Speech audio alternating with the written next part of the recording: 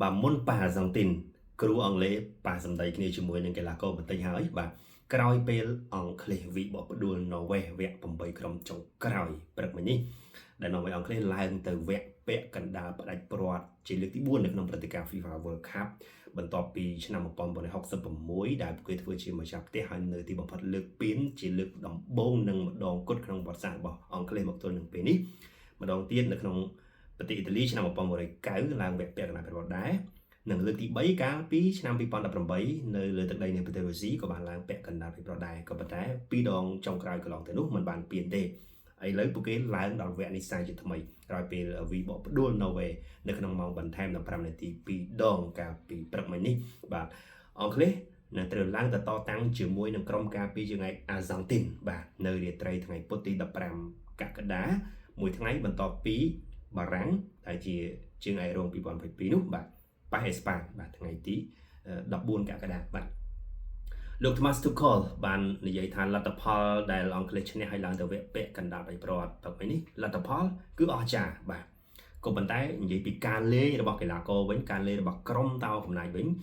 លោក Thomas Tuchel បាននិយាយថាគាត់មិនសប្បាយចិត្តទេហើយគាត់ថាអង់គ្លេសគួរតែលេងបានល្អជាងនេះបាទលោក Tuchel បានសង្កត់ធ្ងន់ថាអង់គ្លេសឡើងដោយសារសំណាងគាត់ថា lucky បាទ lucky ហើយគាត់ថាអង់គ្លេសធ្វើឲ្យខ្លួនឯងពិបាកដោយសារតែរបៀបលេងដោយសារតែអ្វីដែលខ្លួនឯងបង្ហាញនៅលើទីលានហ្នឹងបាទគឺធ្វើឲ្យខ្លួនឯងពិបាកបាទប៉ះយឺតមិនលឿនគ្រប់គ្រាន់បាទមិនសូវយកចិត្តទុកដាក់ម៉ត់ប្រៃនៅក្នុងការគិតគូរចលនាម្លាស់ទីអីបញ្ជូនបាល់លេខដើមហ្នឹងទៅបាទចំណែក Jude Bellingham គាត់ថានៅក្នុងការប្រកួតមិនមែនចេះតែឈ្នះដោយលេងល្អជាងគេមើលទៅតែចាស់តែចង់អស់ចាស់ជាងគេរហូតទេបាទប៉ះបាល់បាន1000ប៉ះនៅក្នុងការប្រកួតអីគ្រប់ពេលទេអត់ទេការប្រកួតថាវាពិបាកបាទពេលខ្លះនេះជាការលើកឡើងរបស់ Jude Bellingham ណាបាទគាត់ថាក្នុងការប្រកួតខ្លះគឺឈ្នះដោយមើលទៅវេទនាអញ្ចឹងហើយបាទមិនមែនថាឈ្នះដោយលេងល្អជាងគេគ្រប់ការប្រកួតទេនៅក្នុងបាល់ទាត់បាទកីឡាករ Jude Bellingham ដែលរកបាន2គ្រាប់ទៀតព្រឹកមិញហ្នឹង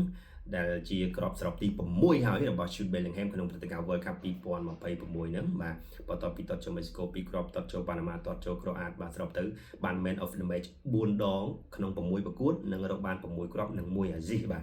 Jude Bellingham គាត់បាននិយាយការពីមិត្តរួមក្រុមរបស់គាត់បាទគាត់បាននិយាយថា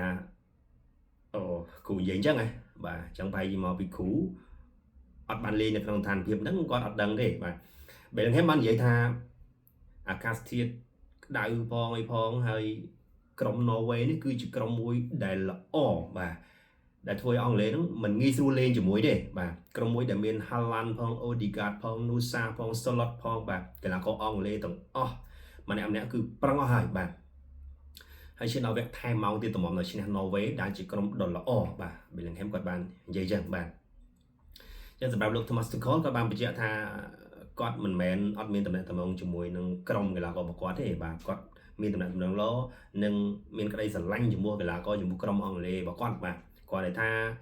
គាត់ផ្ដោតលើការលេង performance បាទឬក៏គុណផលណាបាទគឺគាត់ថាអត់ល្អបាទលេងអត់ល្អបាទហ្នឹងហើយអញ្ចឹងរៀងប៉ះសម្ដីគ្នាតិចណាបាទហើយការលើកឡើងរបស់លោក Thomas Tuchel ហ្នឹងក៏មានការគ្រប់គ្រងពីអតីតកីឡាករអង់គ្លេសមួយចំនួនដែរបាទដូចជាលោក Alan Shearer លោក Wayne Rooney អីជាដើមបាទដោយគាត់បានលើកឡើងថាកម្រមានអ្នកណាហ៊ាននិយាយបែបអវិជ្ជមានអញ្ចឹងណាក្រោយការប្រកួតម្ដងដែលក្រុមឡើងទៅដល់វគ្គខ្ពស់អញ្ចឹងណាពាក្យច្រើនគេច្រើននិយាយថាអូល្អហើយចំណានណាស់គ្រប់គ្នាសហការគ្នាបានល្អអញ្ចឹងណាបាទដល់ពេលលោកឈ្មោះ Tuchel ក្រោយអង់គ្លេសឈ្នះណូវេដោយការវិបកហ្នឹងហើយ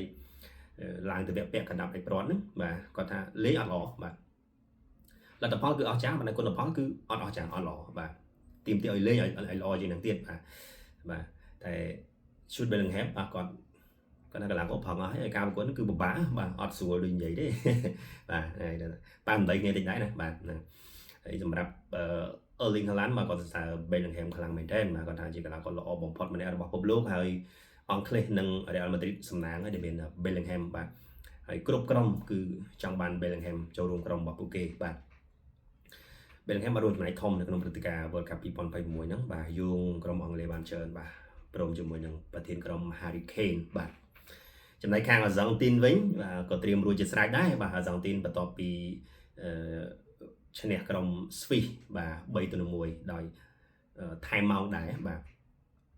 ក កីឡាករ Cristiano Romero ខ្សែកាពីអាហ្សង់ទីនបាទនឹងជាសមាជិកក្លឹប Tottenham Hotspur ក្នុងក្របខ័ណ្ឌ Premier League ដែរបាទគាត់បាននិយាយថាគាត់ត្រៀមលក្ខណៈដូចជាស្រេចហើយកីឡាករអាហ្សង់ទីនបាទនឹងដាក់ចិត្តដាក់កាយដាក់ជីវិតលើទីលានតែម្ដងក្នុងការប្រកួតទល់នឹងអង់គ្លេសធ្វើយ៉ាងណាដើម្បីឡើងទៅដល់វគ្គផ្ដាច់ព្រាត់ខ្សែជាថ្មីបាទនេះជាការបដិញ្ញាចិត្តបាទរបស់ក្រុមកីឡាករអាហ្សង់ទីនបាទអញ្ចឹងអង់គ្លេសនឹងប៉ះអាហ្សង់ទីនបាទនៅថ្ងៃពុធទី15បាទមួយថ្ងៃក្រោយបារាំងប៉ែអេស្ប៉ាញបាទសិតតែ